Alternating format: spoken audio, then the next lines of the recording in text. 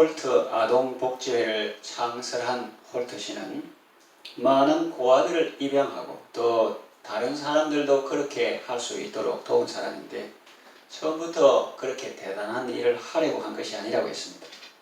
그는 재산이 많은 갑부도 아니고 또 대단한 권력을 가진 사람도 아니었습니다. 그저 미국의 평범한 농부였습니다.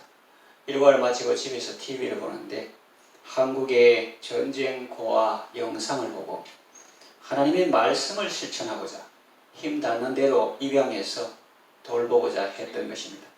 그러나 한꺼번에 여러 명을 입양할 수는 없었습니다.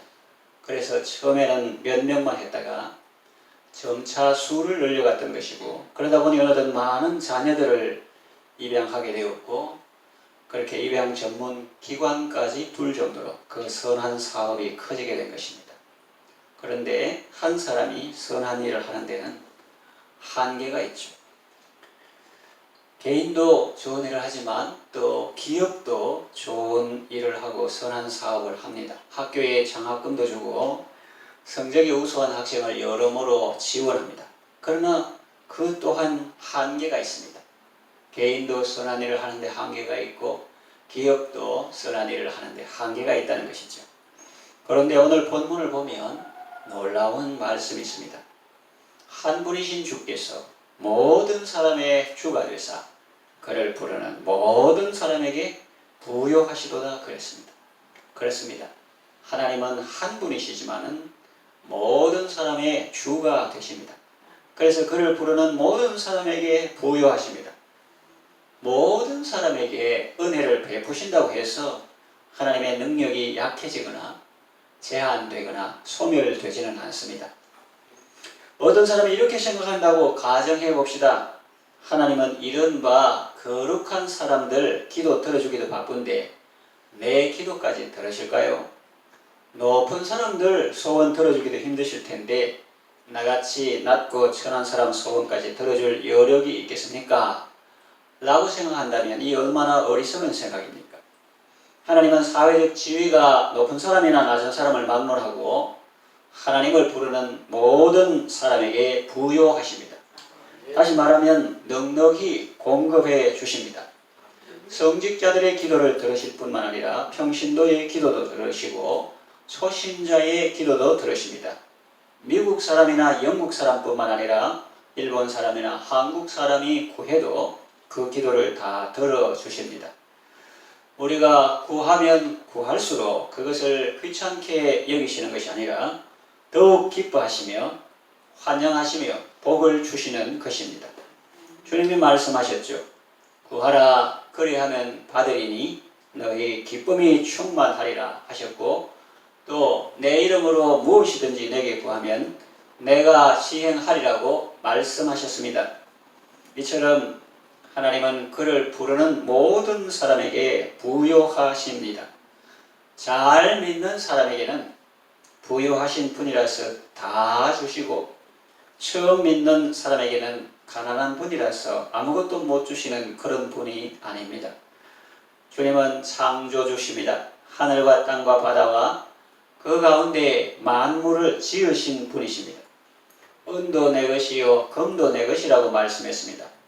그리고 땅과 거기에 충만한 것과 세계와 그 가운데 거하는 자가 다 주의 것이라고 시편 기자는 말했습니다. 그뿐입니까? 주님은 창조주이실 뿐만 아니라 또한 우리의 구원자가 되십니다. 우리를 사랑하시고 우리를 위해서 독생자를 주신 분입니다.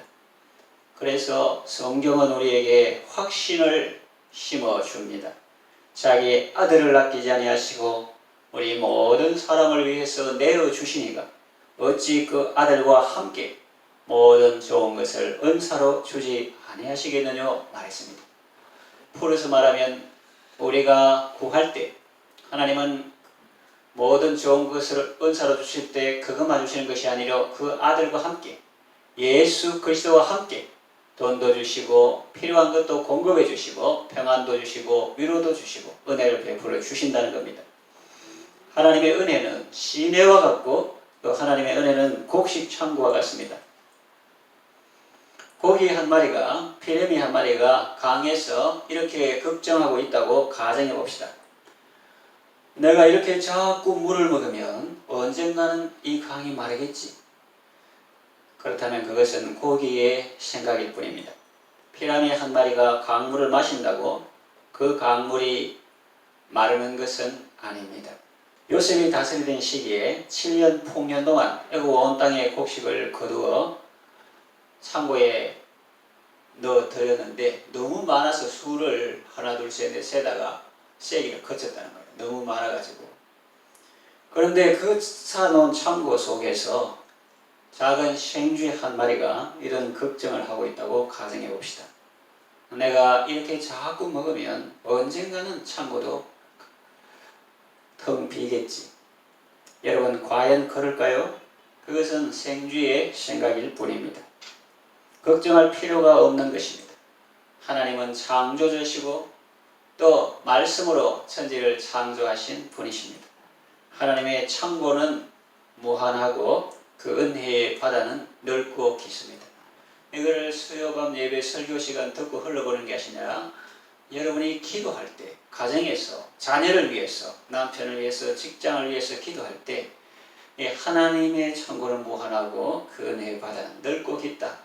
이 사실을 생각하고 내가 다 구해보면 다른 사람 묻잖아. 이런 생각하면 안 된다는 거예요. 하나님께는 많이 받고 사람에게는 많이 베풀고 그거 좋잖아요. 아무 걱정하지 말고 하나님께서 은혜 주실 때 창고를 여시고 또 깊은 은혜의 바다 생수를 부어주실 때 아무 걱정하지 말고 마음껏 누려도 됩니다.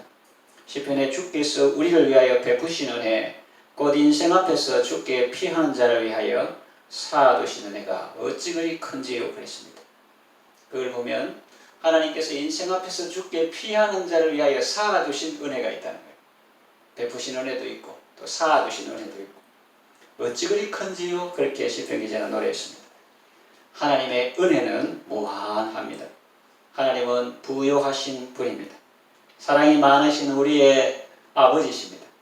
13절에 누구든지 주의 이름을 부르는 자는 구원을 받으리라고 말씀하십니다. 그러니 언제나 주의 이름을 불러서 저녁에도 공부하는 있을 때도 기쁠 때도 주님 주님 그렇게 주의 이름을 불러서 구원을 받으시고 또 풍성한 은혜를 받으셔서 그 은혜와 사랑 안에서 건강하고 복된 삶을 살아가시기를 바랍니다.